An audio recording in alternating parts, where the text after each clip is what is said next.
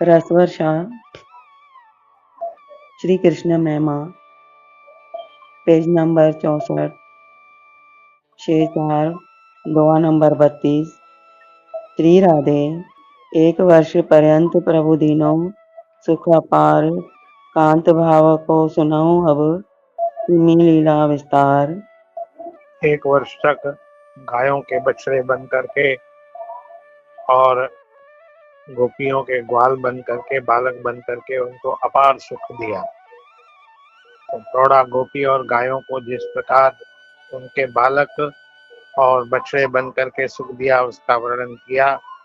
अब युवती कुमारी और परिणीता गोपियों की जो कांत भाव की उपासना थी उसमें किस प्रकार लीला का विस्तार किया वो वर्णन कर। ऋतु हेमंत प्रथम मास माई माँ न्यायी गोपी नीर जमुन जा। हेमंत ऋतु अर्थात सर्दी का प्रारंभ, कार्तिक का महीना। गोपांगनाएं कार्तिक के महीने में प्रातः काल ठंड में उठ करके आज के समय के हिसाब से 3 बजे ब्राह्म मुहूर्त में और गीत गाती हुई यमुना जी के जल में जाकर के स्नान करती।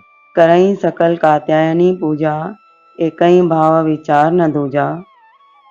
कात्यायनी जगदम्बा का बालुका का स्वरूप बना करके बालुका की मूर्ति बना करके भगवती कात्यायनी की पूजा करती, नहा धो करके अपने घर से पकवान इत्यादि बना करके ले जाती, हार फूल मालाएं वस्त्र ले जाती, पहले उनको वस्त्र पहनाती, बालुका की मूर्ति बना करके आभूषण धराती, सिंदूर लगाती, भोग धराती और उनसे एक ही वरदान मांगती। मांगई मात सन यही कामना कृष्ण होई पति आन कहो ना। सब गोपांगनाएं एक ही इच्छा करती। वैसे कहीं कोई स्त्रियां पूजा करती हैं तो अलग अलग कामनाएं करती हैं, लेकिन ये गोपियां जो युवती कुमारी और परिणता थी सब मिलकर के एक ही कामना करती कि श्री कृष्ण हमारे पति बने। मास एक पूरन व्रत धार्यो भाव अनन्य न चित्त बिडार्यो। एक महीना पूरा कार्तिक का उन्होंने इस प्रकार व्रत धारण किया। प्रातः काल ब्राह्म मुहूर्त में उठना, यमुना जी में स्नान करना, महारानी कात्यायनी की बालका की मूर्ति बनाना, उनका श्रृंगार करना, भोग धराना, आरती करना और यही कामना करना कि कृष्ण हमारे पति हों। पूरा महीना पूरा होने को आया, एक पूरा महीना उन्होंने ये निरंतर अपना क्रम जारी रखा। कार्तिक मास की पूर्णमासी जानी भाव आए आनंद राशि। ब्रज में तो ठाकुर प्रत्यक्ष उस समय निवास कर रहे थे।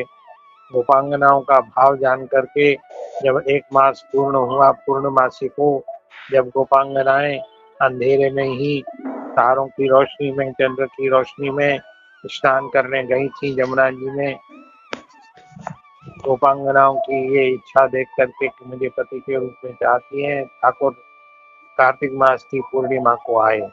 चीर चुराई कदम्ब जा बैठे गोपी न्यायी जमुन जल बैठे।